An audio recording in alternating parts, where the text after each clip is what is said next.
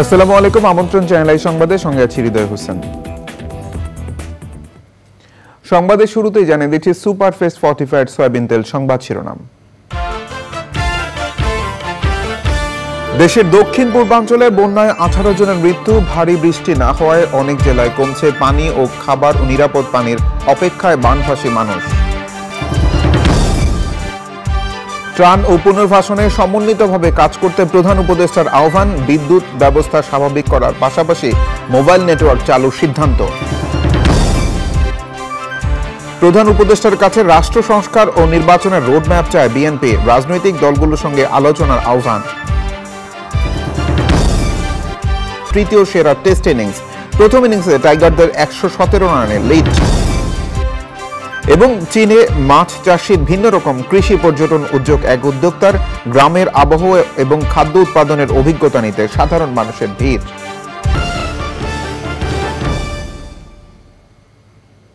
এছাড়া নিটল ডাটা বিশেষ সংবাদে থাকছে।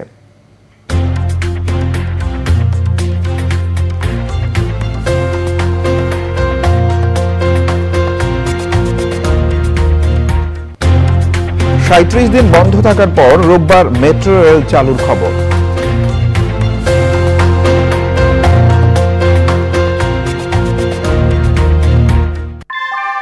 আমরা তৈরি করি বিশ্বমানের জার্মান প্রযুক্তির ভূমিকম্প সহনশীল থার্মিক্স রড, যা আপনার স্থাপনাকে নিরাপদ রাখে প্রজন্ম থেকে প্রজন্ম। সালাম স্টিল, মোস্ট ডিউরেবল স্টিল। সংবাদ শিরোনামগুলো জানাচ্ছিলাম। এখনকার সংবাদ আয়োজন একই সঙ্গে চ্যানেলে ইউটিউব চ্যানেল এবং চ্যানেলে ওটিটি প্ল্যাটফর্ম আই স্ক্রিনে লাইভ স্ট্রিম হচ্ছে। দেশের দক্ষিণ পূর্বাঞ্চলে বন্যায় এ পর্যন্ত 18 জনের মৃত্যু হয়েছে। বন্যা কবলিত 11 জেলায় ক্ষতিগ্রস্ত প্রায় 50 লাখ মানুষ। পানি উন্নয়ন বোর্ডের বন্যা পূর্বাভাস ও সতর্কীকরণ কেন্দ্র বলছে, বিপদসীমার উপরে বিভিন্ন নদীর 13টি পয়েন্টের মধ্যে 3টি পয়েন্টে পানি কমতে শুরু করেছে। ভারী বৃষ্টি না হওয়া এবং পানি কমায় ফেনী, নোয়াখালী, মৌলভীবাজার, হবিগঞ্জ, কুমিল্লা ও চট্টগ্রাম জেলার নিম্নাঞ্চলে বন্যা পরিস্থিতির উন্নতি হচ্ছে। বিভিন্ন জেলার প্রতিনিধিদের পাঠানো তথ্য ভিডিওচিত্রে জান্নাতুল বাকে কিকার রিপোর্ট। দেশের বন্যা কবলিত জেলাগুলোতে ক্ষতের চিহ্ন সময়ের সাথে সাথে প্রকটভাবে দেখা দিচ্ছে।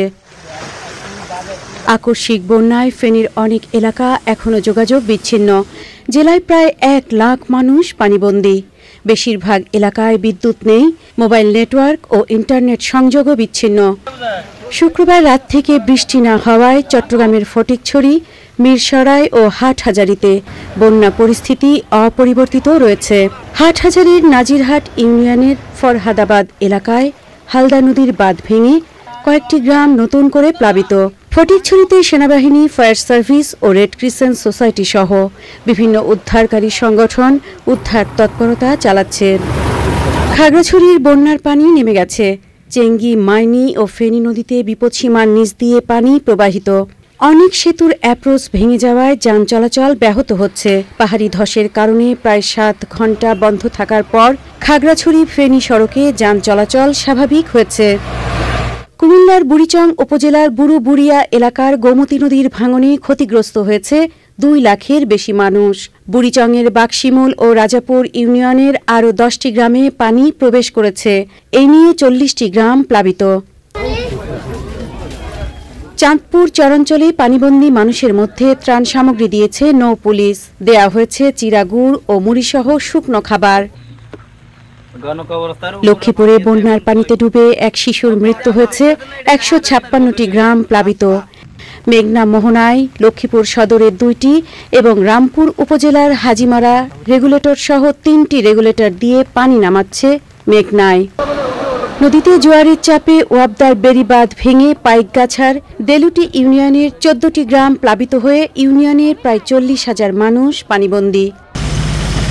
মৌলভীবাজারে বন্যা পরিস্থিতি অপরিবর্তিত রয়েছে। মনু নদীর পানি কিছুটা কমলেও এখনও বিপদসীমার উপর দিয়ে প্রবাহিত হচ্ছে। শনিবার সকাল থেকে ব্রাহ্মণবাড়িয়ার আখাউড়ায় বন্যার পানি কমতে থাকায় বেশিরভাগ বাসাবাড়ি থেকে পানি সরে গেছে। তবে সড়ক যোগাযোগ বিচ্ছিন্ন থাকায় এখনও বন্ধ রয়েছে আখাউড়া স্থল বন্দরের বাণিজ্যিক কার্যক্রম। আখাউড়া আন্তর্জাতিক ইমিগ্রেশন চেকপোস্ট দিয়ে যাত্রী পারাপারও বন্ধ রয়েছে। নোয়াখালীর কোম্পানিগঞ্জের মুসাপুর ক্লোজারের 23টি গেট খুলে দেওয়া হয়েছে। সিগন্যাল এবং পূর্ণিমার কারণে স্বাভাবিক জোয়ারের চেয়ে প্রায় 5 ফিট উচ্চতার বেশি জোয়ারে প্লাবিত হয়েছে। ফলে আমাদের বিগত কয়েকদিনে যে নর্মাল যে ড্রেন আউট হওয়ার কথা ছিল সেটা ব্যাহত হয়েছে। ইতিমধ্যে 23টা গেট দিয়ে প্রতি সেকেন্ডে প্রায় 750 ঘনমিটার পানি বাটার সময় বাইরে হয়ে যাইতেছে। আমাদের গেট নিয়ে কোনো সমস্যা নাই, পানি নামতেছে। জোয়ার বাটার এফেক্টটা যদি কমে যায় তাহলে ইনশাল্লাহ কোনো সমস্যা হবে না। কি অবস্থা ভাঙিয়ে চলে সবার। জান্নাতুল বাকিয়া কেকা, চ্যানেল আই। আজ সন্ধ্যা থেকে পরবর্তী 48 ঘন্টার জন্য খুলনা, বরিশাল ও চট্টগ্রাম বিভাগের কোথাও কোথাও ভারী বৃষ্টির পূর্বাভাস দিয়েছে আবহাওয়া অফিস। দেশের উপর মৌসুমি বায়ু সক্রিয় থাকায় এই সময় 48 থেকে 88 মিলিমিটার বৃষ্টির আশঙ্কা করা হচ্ছে। এর আগে আরেক সতর্ক বার্তায় যশোর, কুষ্টিয়া, খুলনা, বরিশাল, পটুয়াখালী, নোয়াখালী, কুমিল্লা, চট্টগ্রাম এবং কক্সবাজার অঞ্চলের উপর দিয়ে ঝোড়ো হাওয়া ও বৃষ্টির সতর্কতা জারি করে আবহাওয়া অফিস। রোববার মধ্যরাত পর্যন্ত দক্ষিণ দক্ষিণ পূর্ব দিক থেকে ঘন্টায় 45 থেকে 60 কিলোমিটার গতিতে অস্থায়ীভাবে দমকা ও ঝোড়ো হাওয়া সহ বৃষ্টি ও বজ্রসহ বৃষ্টির পূর্বাভাস দেওয়া হয়। উল্লেখিত এলাকার নদী বন্দরগুলোকে 1 নম্বর সতর্ক সংকেত দেখাতে বলা হয়েছে।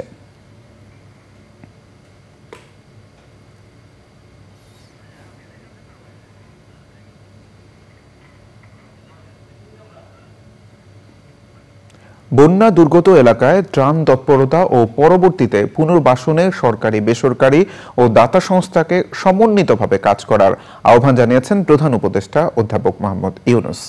বন্যা মোকাবেলায় এনজিও প্রতিনিধিদের সাথে প্রধান উপদেষ্টার বৈঠকে দুর্গত এলাকায় ডিজেল পাঠিয়ে জরুরি ভিত্তিতে বিদ্যুৎ ব্যবস্থা স্বাভাবিক করার পাশাপাশি মোবাইল নেটওয়ার্ক চালুরও সিদ্ধান্ত হয়েছে। চকর মালিথার রিপোর্ট। সাম্প্রতিক বন্যা পরিস্থিতি মোকাবেলায় বেসরকারি উন্নয়ন সংস্থাগুলোকে সাথে নিয়ে কিভাবে সমন্বিতভাবে কাজ করা যায় সেই লক্ষ্যে প্রধান উপদেষ্টা বৈঠক করেন দেশের 44টি এনজিও প্রতিনিধির সাথে। বিকেলে রাষ্ট্রীয় অতিথি ভবন যমুনায় অনুষ্ঠিত বৈঠকে সভাপতিত্ব করেন প্রধান উপদেষ্টা অধ্যাপক মোহাম্মদ ইউনূস। 2 ঘন্টারও বেশি সময় ধরে চলা বৈঠক শেষে সাংবাদিকদের সাথে কথা বলেন প্রধান উপদেষ্টার প্রেস সচিব এবং ব্র্যাকের প্রধান নির্বাহী। সরকার এবং বেসরকারি সেক্টর একসাথে কাজ করার যে উদ্যোগ, এটাতে আমরা খুবই স্বাগত জানাই এবং আমার মনে হয় যে এই ধরনের দুর্যোগে আমরা যদি সবাই একসাথে ঝাঁপিয়ে পড়তে পারি এবং তার কিছু কর্মপন্থা আমরা আজকে আলাপ করলাম। আমরা কয়েকটা আইডিয়া নিয়ে আলাপ করেছি। একটা হচ্ছে যে এগুলোকে জোনিং ভিত্তিতে ভাগ করে দেওয়া যায় কিনা, যেখানে একটা কোঅর্ডিনেশনের একটা মেকানিজমের মাধ্যমে এই জায়গাগুলো আরও স্পেসিফিক্যালি কাজ করা যাবে। 2 নম্বর হচ্ছে যে এখানে এই যে 4 ধরনের অ্যাক্টর কাজ করছেন তাদের একটা সমন্বয়ের একটা কাজ ক্ষেত্র তৈরি করা যায় কিনা, এবং তৃতীয়ত এখানকার ফান্ড মোবিলাইজেশন কিভাবে করা যায়। বন্যা মোকাবেলায় সরকার কিভাবে এনজিওগুলোর সাথে কাজ করবে এ বিষয়ে জানান প্রধান উপদেষ্টার প্রেস সচিব। উনি চাচ্ছেন যে এনজিওরা যে কাজটা করবেন সেটা যেন খুবই কোঅর্ডিনেটেড ওয়েতে করে, যাতে যেই লোকগুলো উনি বলেছেন যে পানি তো আমরা যেটা দেখছি যে নামা শুরু হয়েছে, এরপরে যেই কাজটা সেটা আসলে সবচেয়ে মোস্ট ইম্পর্টেন্ট। আমরা চেষ্টা করছি ডিজেল পাঠিয়ে ওইখানে যাতে টাওয়ারগুলোকে কোনোভাবে যেন চালু করা যায়, যতটা রিমোট এলাকায় যাওয়া যায় এবং যত দ্রুত বিদ্যুৎ সরবরাহটা চালু করা যায়। ছাত্র জনতার আন্দোলনের পর এবার বন্যা মোকাবেলায় দেশের মানুষের স্বতঃস্ফূর্ত অংশগ্রহণে প্রধান উপদেষ্টা অভিভূত হয়েছেন বলেও জানান প্রেস সচিব। চকর মালিথা, চ্যানেল আই, ঢাকা। দেশের দক্ষিণ পূর্বাঞ্চলে 11 জেলা জুড়ে আকস্মিক বন্যা পরিস্থিতিতে বৈষম্য বিরোধী ছাত্র আন্দোলনের উদ্যোগে তৃতীয় দিনের মতো গণত্রাণ কর্মসূচিতে ত্রাণ পৌঁছে দিচ্ছেন হাজারো মানুষ। ঢাকা বিশ্ববিদ্যালয়ের ছাত্র শিক্ষক কেন্দ্রে গণত্রাণ কর্মসূচিতে 2 দিনে 1 কোটি টাকার বেশি অর্থ সহায়তা এসেছে। তবে সড়কে ডাকাতি ও ত্রাণ সহায়তা বিতরণে সমস্যার কথা জানিয়েছেন শিক্ষার্থীদের অনেকে। রুকসানা আমিনের রিপোর্ট।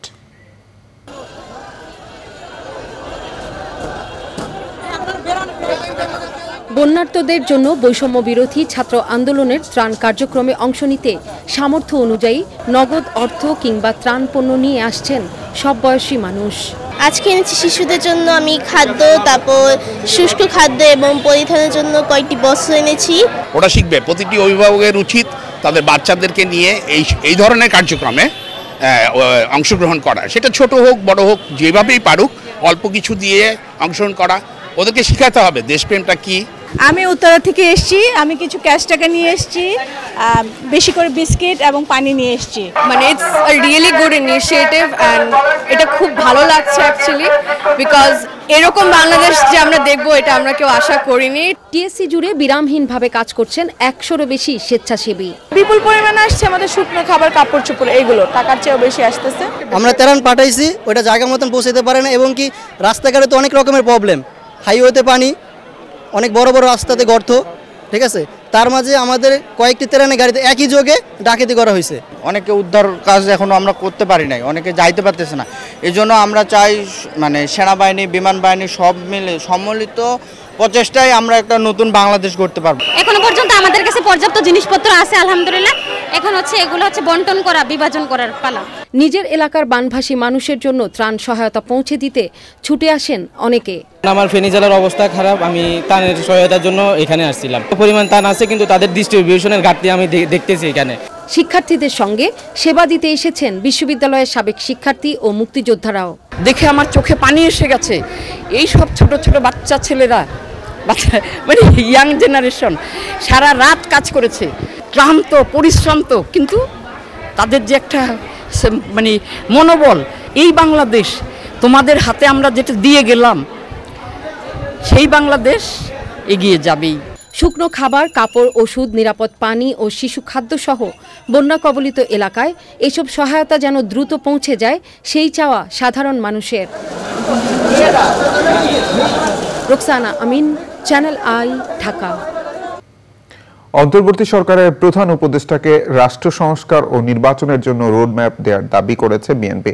দলের মহাসচিব মির্জা ফখরুল ইসলাম আলমগীর বলেছেন, অন্তর্বর্তী সরকারের সাথে রাজনৈতিক দলগুলোর এজেন্ডা ভিত্তিক কোনো আলোচনা হয়নি, তাই দলগুলোর সঙ্গে আলোচনার আহ্বান জানিয়েছে বিএনপি। রাহুল রায়ের রিপোর্ট।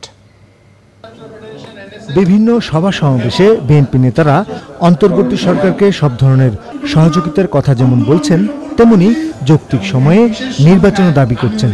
জাতীয় প্রেস ক্লাবে এক আলোচনায় বিএনপি মহাসচিব এবার সরকারের কাছে রাষ্ট্র সংস্কার আর নির্বাচন নিয়ে রোডম্যাপ চাইলেন।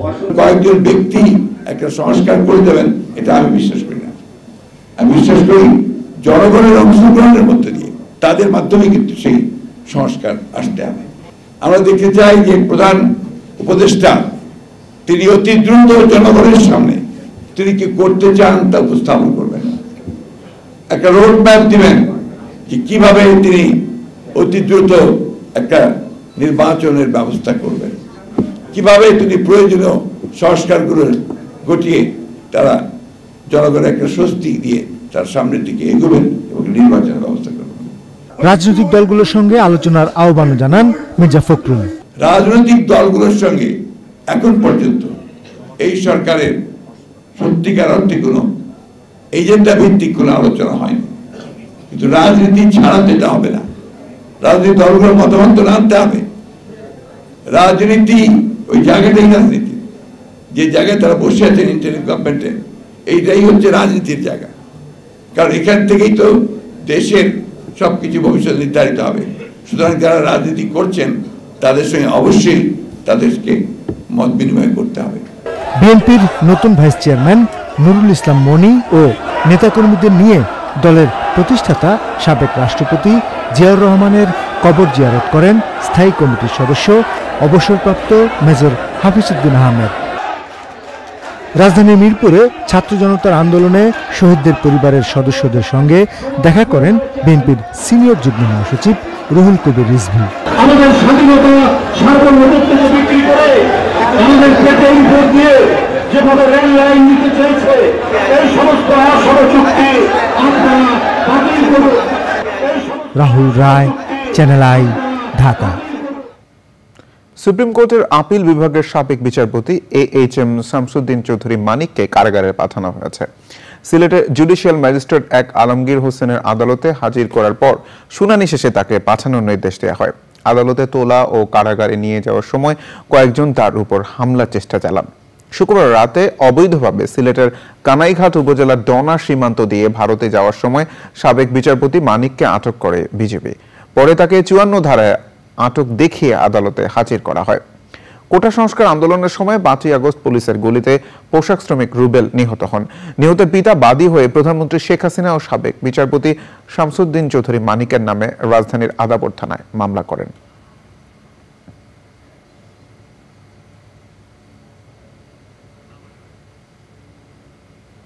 ক্রিকেটার সাকিব আল হাসানকে জাতীয় দল থেকে বাদ দিতে বিসিবিকে লিগ্যাল নোটিশ পাঠিয়েছেন সুপ্রিম কোর্টের একজন আইনজীবী। একই সঙ্গে হত্যা মামলার তদন্তের স্বার্থে তাকে দেশে ফিরিয়ে আনতে বলা হয়েছে নোটিশে।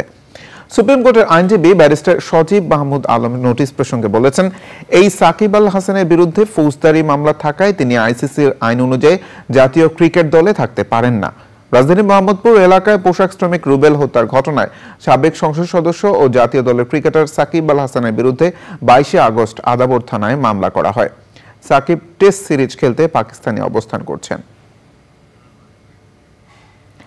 রাষ্ট্র সংস্কার করাই অন্তর্বর্তীকালীন সরকারের প্রধান কাজ হওয়া উচিত বলে মনে করেন বিশিষ্টজনেরা। তারা বলেন, ভারতের সাথে যৌথ নদীর পানির ন্যায্য অধিকার প্রতিষ্ঠায় আন্তর্জাতিক আদালতে যেতে হবে। শাকের আদনানের রিপোর্ট।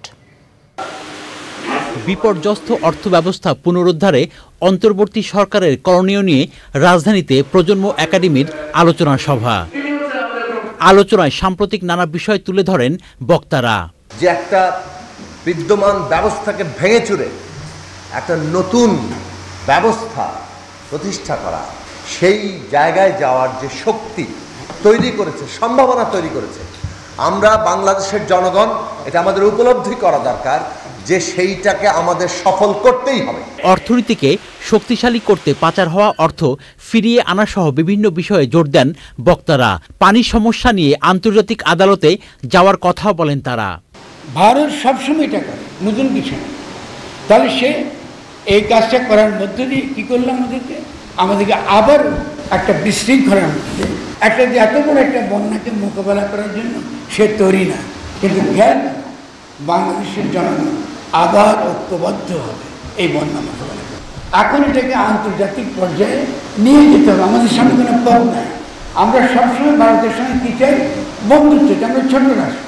অনুষ্ঠানে আলোচকরা বলেন, ছাত্র জনতার অভ্যুত্থানে স্বৈরাচার সরকারের পতন হলেও উল্লাস করতে গিয়ে তা যেন কান্নায় পরিণত না হয়, সেদিকে সবাইকে সতর্ক থাকতে হবে। শাকের আদনান, চ্যানেল আই, ঢাকা। বন্যার্তদের জন্য বৈষম্য বিরোধী ছাত্র আন্দোলনের ত্রাণ কার্যক্রমে বিপুল ঔষধ ও খাদ্যপণ্য হস্তান্তর করেছে বাংলাদেশ ঔষধ শিল্প সমিতি। দুর্গতদের পাশে সবসময় থাকবে বলে জানান সমিতির সদস্যরা। বিস্তারিত জাকি আক্তার রিপোর্টে। বন্যায় ক্ষতিগ্রস্তদের সহায়তায় বৈষম্য বিরোধী ছাত্র আন্দোলনের ত্রাণ কার্যক্রমে ওর saline, cholera saline, paracetamol, antibiotic সহ প্রয়োজনীয় ওষুধ তুলে দেয় বাংলাদেশ ঔষধ শিল্প সমিতি। কয়েক ট্রাক চিরা, মুড়ি, চিনি ও বিস্কুটও হস্তান্তর করা হয়। পরে এক সভায় সবাইকে সাথে নিয়ে দুর্যোগ মোকাবেলা করার আহ্বান জানান বক্তারা। বন্যা সিচুয়েশনটা যখন করবে, শেষ হয়ে যাবে, তখন আমরা আসলে এখানে ক্ষয়ক্ষতির পরিমাণটা বুঝতে পারবো যে হিউজ পরিমাণ যে মানুষজন এখানে এফেক্টেড হচ্ছে, এন্ড পোস্ট ফ্লাড যে সিচুয়েশনটা সেটা ট্যাকেলটা খুবই টাফ হবে আমাদের জন্য। এই যে ব্যবসার প্রথম উদ্দেশ্য হচ্ছে লাভ করা, এই লাভের উদ্দেশ্য হচ্ছে মানবতার জন্য, মানুষের জন্য কাজ করার জন্য সক্ষমতা বৃদ্ধি করা, এবং এটা একটা সুযোগ যে কাজটা আমরা ইনশাআল্লাহ সরাসরি করতে পারছি। আমরা সাহায্য পেতে চাই না কারো কাছ থেকে, আমরা চাই আমরা সংশোধন। আমাদের একটা হঠাৎ করে একটা ন্যাচারাল ক্যালামিটি আসছে, এটাকে আমাদেরকে একক করে সবাই একসাথে মিলে একটা মোকাবেলা করতে হবে। আমাদেরকে যদি অ্যাভারেজ করেন, আমাদের তো ওইটাও একটা যে আপনাদের এই আন্দোলন এবং এই সফলতা, এটা আমাদেরকে আবার নতুন ভাবে আসলে জাগিয়ে তুলেছে। সো ওইটা একটা আমাদের সাথে খুব আমরা এটা রিলেট করতে পারি আর কি, বিকজ আমরাও ওই ওষুধ শিল্প সমিতি বন্যার্থদের সুচিকিৎসা ও খাদ্য সহায়তা কাজ করে যাবে বলে জানান সমিতির সদস্যরা। আমরা খুব তাড়াতাড়ি যতটুকু সম্ভব করতে পেরেছি। আমাদের ডিজি স্যার বলেছেন যে আজকেই আপনাদের দিতে হবে, আপনারা চেষ্টা করেন যাতে করতে। আমরা সবাইকে বলে, গতকালকে ছুটির দিন ছিল, আজকেও অনেক জায়গায় ছুটির দিন, আমরা যা পেরেছি সমস্ত কোম্পানিগুলি ওষুধ এখানে পাঠিয়েছে। অ্যাজ এ টোকেন আমরা এখানে হ্যান্ড ওভার করবো। সরকারি পর্যায়ে এটা একান্তভাবে একা করা আসলে সম্ভবপর না, সেটা বন্যার জন্য না এবং যে আহত হয়েছেন তার জন্য। এই জন্য যারা এগিয়ে আসছেন বাপি, আমি তাদেরকে অসংখ্য ধন্যবাদ দিব সরকারের তরফ থেকে। সভায় স্বাস্থ্য অধিদপ্তর, ঔষধ প্রশাসন অধিদপ্তর, সেনা কল্যাণ সংস্থা, সাজেদা ফাউন্ডেশন ও বাংলাদেশ ঔষধ শিল্প সমিতির শীর্ষ কর্মকর্তারা ছিলেন। Zakia Akhter, Channel I, Dhaka. বন্যা দুর্গতদের পুনর্বাসনে বাংলাদেশ এয়ারফোর্স ওয়েলফেয়ার ট্রাস্টের মাধ্যমে 10 লাখ টাকার অর্থ সহায়তা দিয়েছে ট্রাই ফাউন্ডেশন। 2 দশকের এই সামাজিক সংগঠন তাদের নিয়মিত সহযোগিতা কার্যক্রমের পাশাপাশি এবার বন্যার্তদের পাশে দাঁড়াতে এই উদ্যোগ নিয়েছে।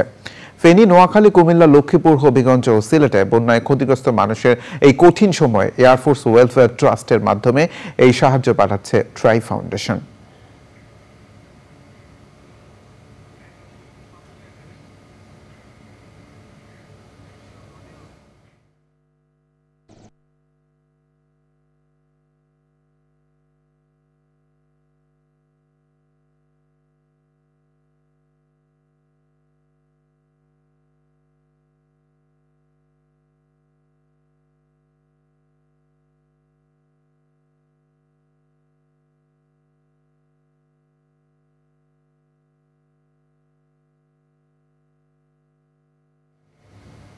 রাওয়ালপিন্ডি টেস্টের চতুর্থ দিনে টাইগার ব্যাটারদের দুর্দান্ত ব্যাটিংয়ে পাকিস্তানের সাথে সর্বোচ্চ রানের স্কোর করেছে বাংলাদেশ।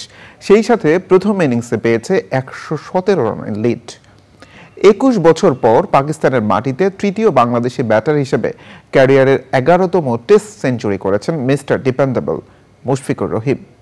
ক্যারিয়ারের চতুর্থ ডাবল সেঞ্চুরি মুশফিক মাত্র 9 রানে মিস করলেও বেশ কয়েকটি রেকর্ড হয়েছে বাংলাদেশের প্রথম ইনিংসে।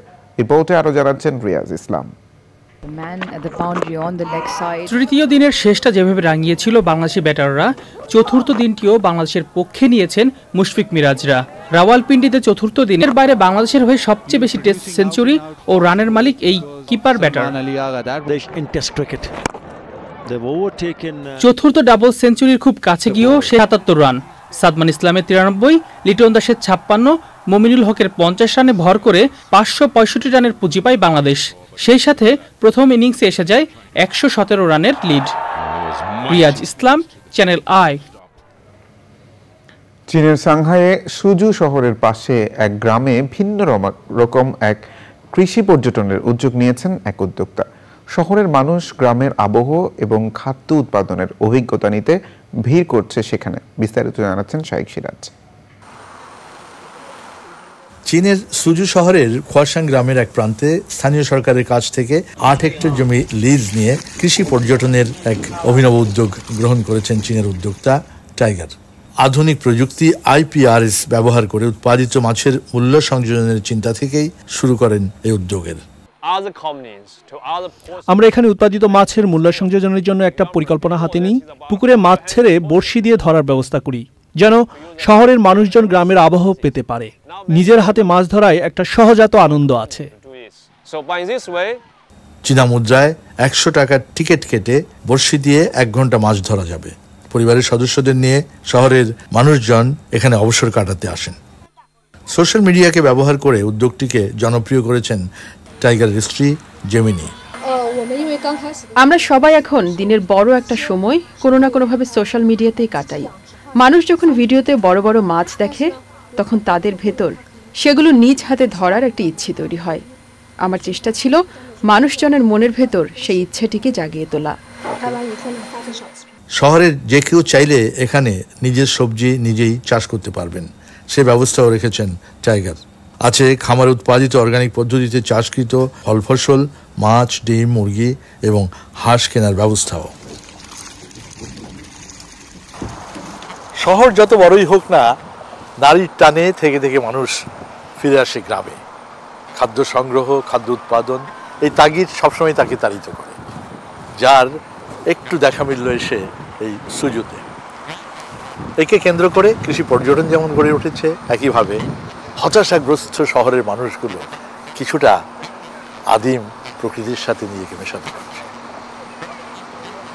সাংহাইয়ের সুজু থেকে শাইখ সিরাজ, চ্যানেল। এ নিয়ে বিস্তারিত প্রতিবেদন প্রচার হবে আজ রাত 9টা সংবাদের পর ফিরে হয় মাটিয়া মানুষ অনুষ্ঠানে। সংবাদের এই পর্যায়ে বিরতি নিচ্ছে। বিরতির পর জানিয়ে ফিরছি। বিরতির পর আবার আমন্ত্রণ চ্যানেল সংবাদে। দেশের দক্ষিণ পূর্বাঞ্চলে বন্যা পরবর্তী বিপর্যয় সামলাতে প্রস্তুতি নিয়ে রাখা হয়েছে বলে জানিয়েছে সরকার।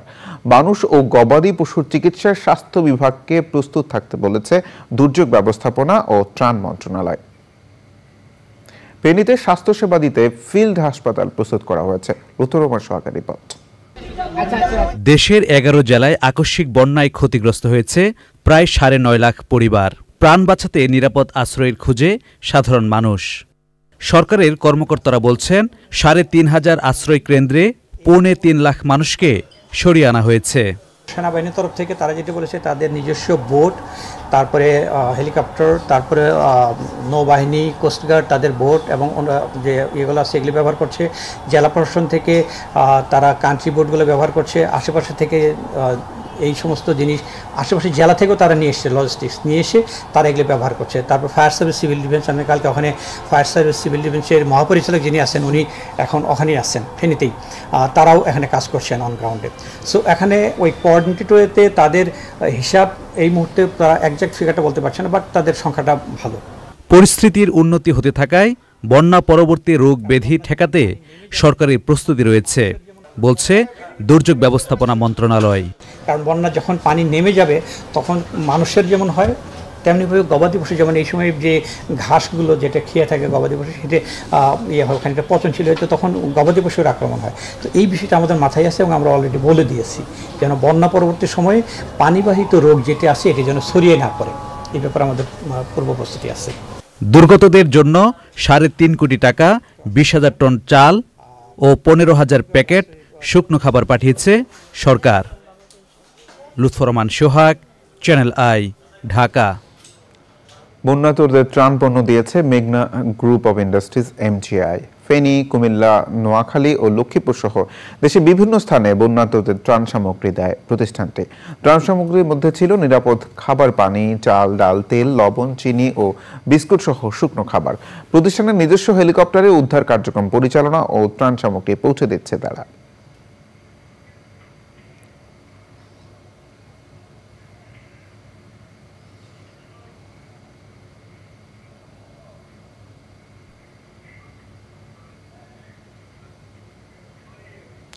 জার্মানির জোলিঙ্গেন শহরে প্রতিষ্ঠাবার্ষিকীর উৎসবে দুর্বৃত্তের ছুরিকাঘাতে 3 জন নিহত হয়েছেন। শুক্রবার স্থানীয় সময় রাত 9:45টার দিকে জার্মানির পশ্চিমাঞ্চলের শহরটিতে এই হামলার ঘটনা ঘটে। হামলায় কয়েকজন আহত হয়েছেন। স্থানীয় গণমাধ্যমের খবরে বলা হয়েছে জোলিঙ্গেন শহরের 650তম প্রতিষ্ঠাবার্ষিকী উপলক্ষে একটি উৎসবে যোগ দিয়েছিলেন সেখানকার বাসিন্দারা। 3 দিনের উৎসবের প্রথম দিনে এই হামলার ঘটনা ঘটল। হামলার পরপরই ঘাতক পালিয়ে যায়। হামলাকারীর সন্ধানে অভিযান চালাচ্ছে জার্মান আইনশৃঙ্খলা রক্ষাকারী বাহিনী। আইস্ক্রিন সাংস্কৃতিক সংবাদ।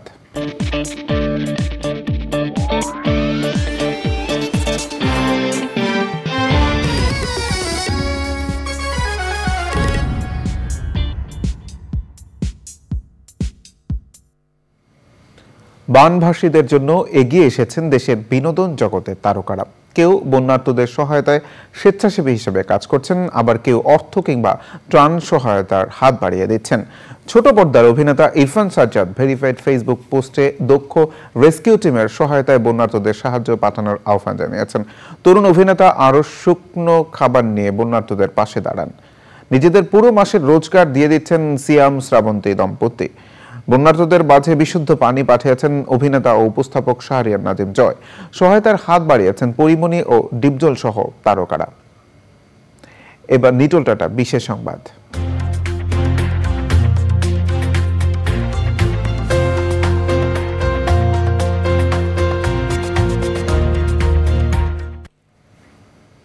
এক মাসের বেশি সময় ধরে বন্ধ থাকার পর মেট্রো রেল চলাচল শুরু হচ্ছে রোববার। আগের সময়সূচি অনুযায়ী সকাল 7:30 থেকে রাত 9:30 পর্যন্ত চলবে মেট্রো। তবে এখনো সংস্কার না হওয়ায় কাজীপাড়া ও মিরপুর 10 স্টেশনের কার্যক্রম বন্ধ থাকবে। এর আগে গত মঙ্গলবার সড়ক পরিবহন ও সেতু মন্ত্রণালয়ের এক সংবাদ বিজ্ঞপ্তিতে জানানো হয়েছিল মেট্রো রেলের কর্মচারীরা কাজে যোগ দিয়েছেন। এরপর বৃহস্পতি ও শুক্রবার পরীক্ষামূলকভাবে চালানো হয়েছে মেট্রো রেল। এতে লাইনে কোনো সমস্যা দেখা যায়নি। কোটা সংস্কার আন্দোলনের সময় 18 জুলাই মিরপুর 10 নম্বর গোলচত্বরে পুলিশ বক্সে অগ্নিসংযোগ করা হয়। ওই দিন বিকেল 5টায় মেট্রো রেলের চলাচল বন্ধ করে দেয় কর্তৃপক্ষ। এরপর দিন 19 জুলাই মিরপুর 10 ও কাজীপাড়া মেট্রো স্টেশনে ভাঙচুর চালায় দুর্বৃত্তরা। এবার কৃষি সংবাদ।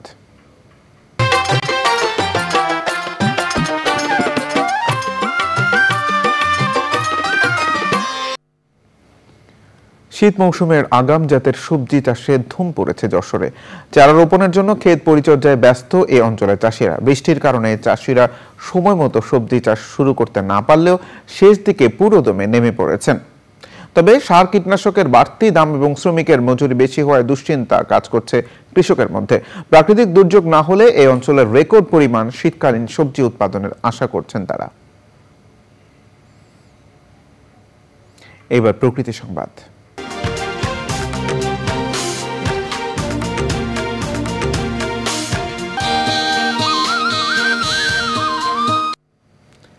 বৈষম্য বিরোধী আন্দোলনে শহীদদের স্মরণে কিশোরগঞ্জে বৃক্ষরোপণ কর্মসূচি শুরু করেছে শিক্ষার্থীরা। বর্ষা মৌসুম জুড়ে পুরো জেলাকে সবুজায়নে বৃক্ষরোপণ করবে তারা। আগামী প্রজন্মের জন্য বাসযোগ্য পৃথিবী গড়তে সবাইকে একটি করে গাছ রোপণের আহ্বান জানান শিক্ষার্থীরা।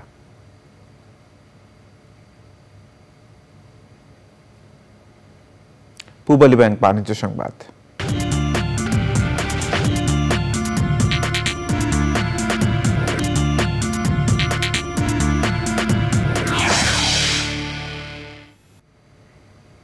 এশিয়ান ডুপ্লেক্স টাউন পূর্বাচলে নিজস্ব প্রজেক্টে ফ্রম ড্রিম টু রিয়ালিটি নামে জমকালো অনুষ্ঠান হয়েছে। আয়োজনের মাধ্যমে ডুপ্লেক্স বাড়ি হস্তান্তরের ধারাবাহিকতায় 4টি নতুন ডুপ্লেক্স বাড়ি গ্রাহকদের কাছে হস্তান্তর করা হয়। প্রধান অতিথি ছিলেন এশিয়ান ডুপ্লেক্স টাউনের এক্সিকিউটিভ ডিরেক্টর চৌধুরী কামরুল আহসান। এছাড়া আরও ছিলেন প্রতিষ্ঠানের CEO Shah Arif Bin Habib, CSO Oliullah, AGM credit realisation Jasimuddin, senior brand manager Sakib Hossain Arko এবং অন্যরা। এশিয়ান ডুপ্লেক্স টাউন থেকে ডুপ্লেক্স বাড়ি বুঝে পেয়ে গ্রাহকরা সন্তুষ্টি প্রকাশ করেন। সংবাদে আবারও বিরতি নিচ্ছি, আর বিরতির পর জানিয়ে ফিরছি। রাওয়ালপিন্ডি টেস্টের দ্বিতীয় ইনিংসে পাকিস্তানের সংগ্রহ 1 উইকেটে 23 রান। চতুর্থ দিন শেষে বরাবর আমন্ত্রণ চ্যানেল সংবাদে। খুলনায় বৈষম্য বিরোধী ছাত্র আন্দোলনে শহীদদের স্মরণে দোয়া মাহফিল ও শহীদ পরিবারকে অর্থ সহায়তা দেওয়া হয়েছে। খুলনার রূপসার দারুস সালাম জামে মসজিদ প্রাঙ্গণে 4 পরিবারকে 2 লাখ টাকা করে নগদ 8 লাখ অর্থ সহায়তা তুলে দেন বাংলাদেশ জামায়াত ইসলামের সেক্রেটারি জেনারেল অধ্যাপক মিয়া গোলাম পারোয়ার। হবিগঞ্জে ছাত্র জনতার আন্দোলনে শহীদদের পরিবারকে আর্থিক অনুদান দিয়েছেন বাংলাদেশ জামায়াত ইসলামের আমির ডাক্তার শফিকুর রহমান। জেলা জামায়াতের আমির আব্দুর রহমানের সভাপতিত্বে এবং সেক্রেটারি কাজী মহসিন আহমেদের সঞ্চালনায় অনুষ্ঠানে বিভিন্ন পর্যায়ের নেতারা বক্তব্য দেন। পরে গণ আন্দোলনে নিহত 15 জনের পরিবারকে 1 লাখ টাকা করে অর্থ সহায়তা দেয়া হয়।